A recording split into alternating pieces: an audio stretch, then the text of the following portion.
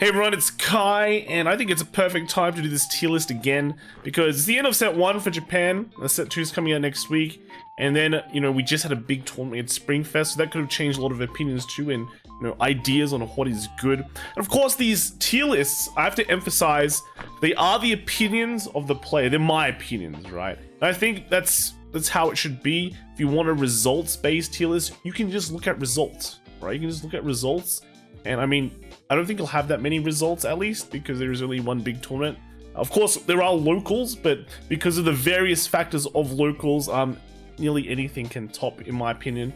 So they're nice to see, get ideas from and see, what's cool. But in terms of actual results, I think it still comes down to just your testing and, big tournament results. And of course, again, it's a tier list. These are my thoughts. And it's just, I think tier lists are just a good way to see what, some of your favorite players are thinking, and what, maybe some great player that you admire, what their thoughts on what is strong. Because you might see something, they might think of something that's different to you, and you might go, okay, I might want to research that. So let's just jump into the tier list now. I think after Springfest, and basically just the entire season, we kind of know what the best decks are, and that is Bastion and Bruce. So, big Bs, right? And I don't really think one is better than the other. I think they're both around the same power level. They can both beat each other pretty easily. They can both beat everything else quite easily by one or two bad matchups. Going first against Bruce as Bastion, you definitely have a way bigger bully opportunity rather than when Bruce goes first against Bastion. But overall, I still think that matchup is just kind of equal, with all things considered. And yeah, they're just good decks. They overall do everything well and are just good decks. People can say that these have kind of weak early games, but who really cares? With the amount of power that you have late game, and what, Bastion top decks at grade 3, that's their early game, right? Bruce calls things down, that's their early game. They're playing vanilla. Their early game is vanilla. That is kind of good enough. You know what, Brody, you have to call it Brody. It's a 10k intercept, it's still good. So overall, their weaknesses aren't really that weak, and their strengths are just very strong, right? Another weakness of Bastion, it runs a bunch of grade 3, so it has less shield value. But have you seen the amount of cards that Bastion can draw? Have you seen how efficient its resource engine is? Facade is just the easiest efficiency engine of all time, right? Soul Charge, Counter Charge, does everything you want. So yeah, both decks just have so many strengths right now. They're just easily top. If you want to go to a 7-round tournament, they're consistent, they're good, and they'll just win, right? They just win. So I think we saw quite a lot of Bastion representation at every single Springfest. Bruce won 2 Springfest as well, 2 regions. So yeah, I think it kind of speaks for itself. On to the next tier though is where things get kind of interesting. One thing I want to say is Barrow Magnus, I think, is pretty strong. Again, another B, right? It's all about the Bs, right? But Barrow Magnus is just a very budget deck that beats people pretty easily, right? You don't really need to think too much. Personally, I have been playing the Spencer build where you only run 2 Barrow Magnus in the deck, and that just means you soul charge more. You can reach your 15 very, very simply. Sometimes you don't hit 15, but you can play a bit more smartly and, conserve hand while pushing damage and still get those wins. Of course, if your opponent just randomly crits a few times, you're just pretty much dead. But, a lot of times you can just beat them before they can beat you, right? Against something like a Bastion, if you pressure early, it's pretty hard for them to actually come back, because if you set up that, if you pressure early, then go into 15 soul, I think you've basically won. Against the other decks, they might be able to grind it out a bit better, but how long can you grind out 5 attacks with an entire board clear on top of that?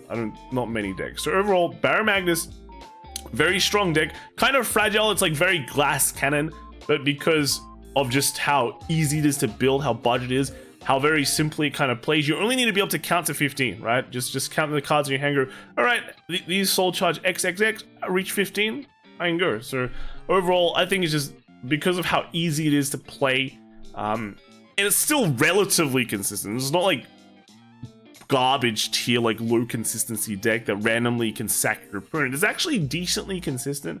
I think it belongs in A. Going into like a 7-round tournament, maybe you might want to like reconsider this, but you know, that's why you have an S tier. That's why you have Bastion and Bruce. But like, if you just get a bit lucky, I think you'll do pretty well.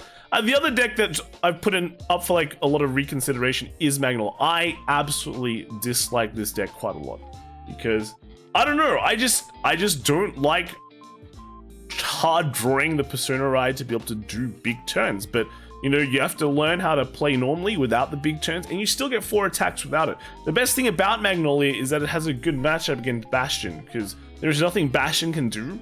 You just throw down cards, just bash and bash bash. Next turn, throw down cards, bash, or you might not even throw down cards. You play like Alenia and just get cards for free, or you're playing the Zorga chain to try and dig. Basically, the evolution of Magnolia has really been good for the deck and how good it is in the metagame. Basically, because Bastion is just kind of really dominant, Magnolia has its place, and against other decks, you can still play kind of normally. You play the I hope my opponent doesn't get a trigger game, and you can do pretty fine. And on the turns where you do get to wombo combo and get your 6 attacks, if you plan it out, you can. It's still a lot of pressure.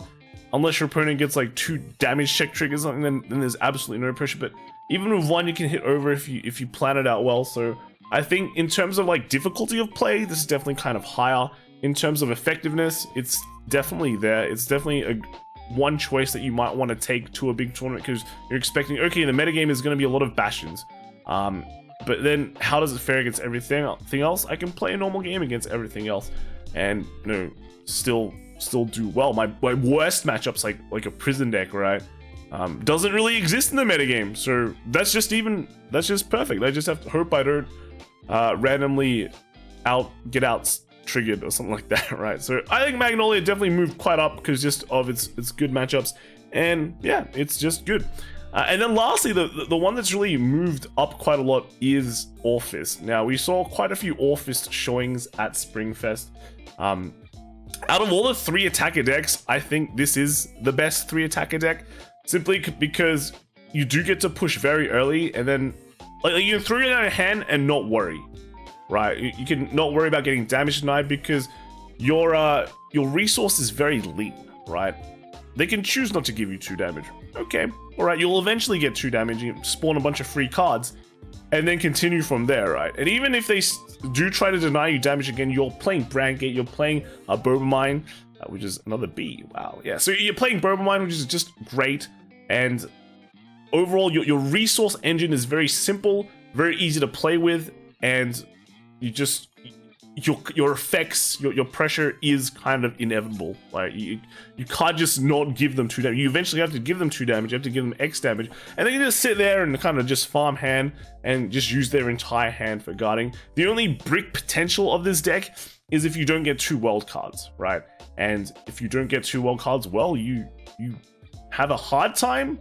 You don't necessarily have the worst time. You can still win. You basically just have to draw 1 world card into your hand because your other one comes from your right line. So overall, there is very low opportunities to fail with this deck. Of course, the ceiling is kind of not that high because your deck is just a base beatdown deck. It's pretty much playing like V-Series first set Cecilia, where you're just making tokens and just bashing, but it's still an effective strategy. And you don't, the biggest thing is you don't have that many ways to fail. You have everything in the deck is quite easy, and it's just very easily built, right? The only one thing you have to know about playing this deck is rush as soon as possible. Call down cards to beat down your opponent as soon as possible, and then go from there, right? Go from there. So yeah, I think Orphist does deserve its spot in A. And then it's probably, I don't know, it's probably, they're all kind of equal as well. I'm not really differentiating on which is better than others. Going on to B though, I'm putting in Zorga. Zorga is another 3 attack deck, and I did consider this, we did consider this as a deck to take to Springfest, but after testing, it's very apparent on like why it's weak. One, it's a 3 attack deck. Of course, it can make a lot of power, and it can kind of rush, which is a candidate to be on A, but it definitely has way more fail points then Orphist, right? You want orders to continually like recycle your orders, alchemy magic every turn, to be able to keep on putting on that high powered pressure. If you don't get that, you basically fail. If you don't get a lot of good cards into your drop zone, to be able to kind of start grinding out your opponent, which is a big plus for this deck, you kind of fail as well. And overall, just not like, how do you say it? Like, the biggest problem with all these decks as well, like Orphis and Zorga, is that because your 3 attack is very easy to plan out how the attacks are going to go, how it is to guard and things like that. One thing that's like really crazy is the Brandgate Overtrigger is just superior to the Stoicheia one, right? The Brandgate Overtrigger just demolishes games. So having to factor that in is also very, very annoying. And you know, the Office plan to just rush you early. If they trigger a Brandgate Overtrigger there, you're basically dead, or you take so much damage, or you fall behind so much, you're practically dead.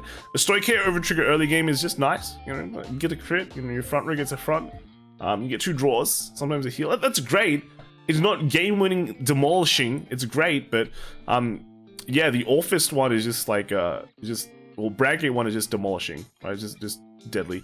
Of course, you know, when you play like Zorga, you do have the option to grind the game where you can like bounce your nulls, bounce your overtriggers. But then when you play against like the metagame, the rest of the meta against Barrow, they can kind of play around that in a way. You know, they just attack it first, attack Barrow first to get rid of all your junk, and you're kind of in trouble.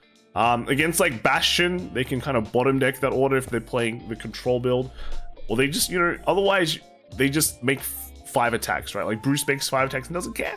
You can get your thing back, but I make a lot of attacks. So overall, the extra fail points for Zorga, the extra inconsistencies for it compared to something like an Orphist, puts it down to just the B tier, in my opinion, and is one of the biggest reasons why we just didn't take that deck at all. The other deck that belongs in B, I think, is Nirvana. You can say Nirvana is not a 3 attack deck, but it pretty much is. When people see a Valiente on the field, they are going to guard it. Or most of the times, your resource management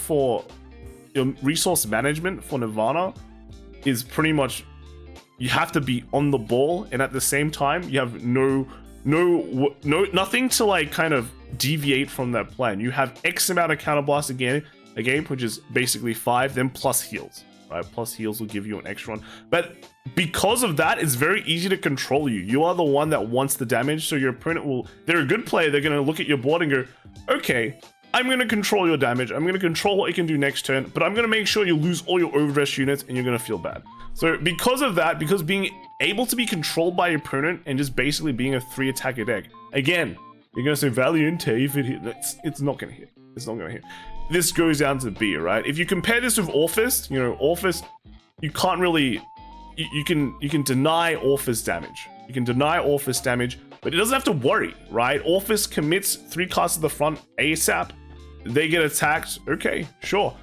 My overall game plan is kind of slowed down, but it's not hindered to the ability of a Nirvana deck, because once I get those 2 CB, I don't need to commit any more hands to the field, but Nirvana still has to commit that hand. They have to keep on drawing those arcs. They have to keep on, you know, well, they don't have to overdress, but you know, they can overdress, or they can just call down cards for nothing and just use the CB to get power. But you know, Orphis doesn't need CB to get power, right? It doesn't need that. At least Zorga has a drop zone that it can kind of work with to make big plays. Nirvana doesn't have that, so it's limited to just what it gets into its hand, and then just how much CB it is given for that turn. So I don't really like that with Nirvana. Of course, you know, things can change, and I think we will be seeing things change, and yeah, I think that's fine. And then in C, I think we have Prison. It's just, currently it's not very good. A lot of good players are playing around it. Like, its good matchups are basically Zorga and Magnolia. And when your metagame is like dominated by Bastions, who can just play around you, and then Bruce's, which doesn't have any resource worries to worry about, they'll just freely get their cards back, then what can you do? There's not much you can do, right? Barrow Magnus, empty field, Orphist, yeah, like, there's nothing really good. Even Nirvana can counterplay you. So overall right now, Prison is just very bad. There's nothing really great about it. You know, the Prison mechanic right now is not very good. Wait for Festival Collection, right? And then Hexa Orb is kind of just, I think Hexa Orb is like either just, I don't think it's B. I think it's just like high C. It's clearly not as good as Zorga and Nirvana in my opinion, but if I wanted to play a low tier deck, I would be playing the Hexa Orb. I just kind of like how I can randomly, you don't have to commit much to the field and you can randomly make a bunch of pressure just because if you trigger, you get double the power and can randomly win games like that. So biggest problem with Hexa Orb though is whenever I play it, I feel like it's always falling short. It's always falling short of just getting that extra pressure to win the game. So that's why it's currently in C. This is, again, you're basically using a lot of cards that Bastion uses because you're very limited in card choices. But then at that point, why don't you just run Bastion? It's the best deck, right? So it's basically in C. And then Eugene is kind of in D. It's just kind of, you know, I think we all know the memes of Eugene. It's clearly the strongest deck. Everyone wants to be Eugene, but they can't. So Eugene chills around in D because, you know, because that's the only tier list, the only spot in the tier list when no one else is there, right? He's champ chilling. This is his couch, right? This is his house. You know, haters gonna hate, but Eugene is gonna Eugene, I guess. You know, these guys hate him because they ain't him, etc, etc. Yeah, so Eugene, clearly the best deck, but because it's hiding its power level, it's D. But otherwise, it's just a very, very clunky deck. And I mean, it's fun to just randomly high roll your opponent, but that's it. Moving on to Festival Collection that we're gonna get really soon, I think nothing really changes, right? The best support for Festival Collection is literally like Bastion support or Keta support and not Spike Brothers, Darkshade support. So these winners are just gonna win more. Limone, of course, kind of can bring Prison up one tier, I think, just because, you know, you have slightly more pressure. But otherwise, the rest of this just doesn't really change, right? End of set one, English set one is probably around here, and then Festival Collection is here, and then I don't know. Like set 2 is gonna come out, and we're on a whole new ball game, right? Whole new ball game, and we'll see what happens then. All right, but that's it. Let me know what you guys think in the comments below. I'm sure that a lot of people are gonna hate this because, yeah, they're like, why isn't Nirvana higher? It's a strong deck, but I hate to say it, guys. Yeah, Nirvana will be strong. We saw Elgar, right? Or Azure. I think it has a lot of potential, but right now, I have to give you the facts, bro. I have to give you the facts. So yeah. Let me know what you guys think, and I'll see you guys in the next video. All right, bye.